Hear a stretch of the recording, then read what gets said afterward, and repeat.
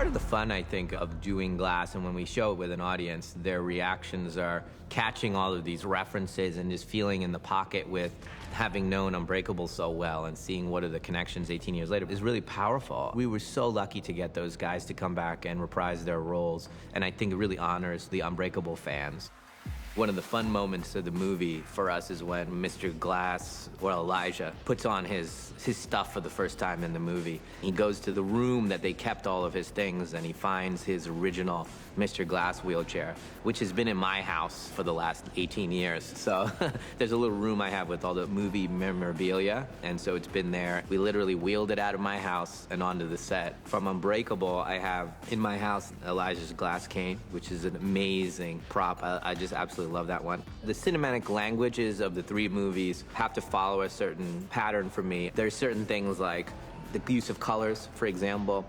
Primary colors and really pungent colors were used for the comic book world only. And so in Unbreakable, it's a very monochromatic world, and then as Elijah's unfolding his theory, you start to see these pops of color everywhere. In Split, because nobody knew they were in a comic book movie, we really muted all of those colors and made sure that they were there but not pungent. The only really big pop of primary colors comes in the last scene of the movie where Bruce is in, and you see the big reds and all those big colors, and we finally let them loose there because in his world he's aware of the comic book world around us.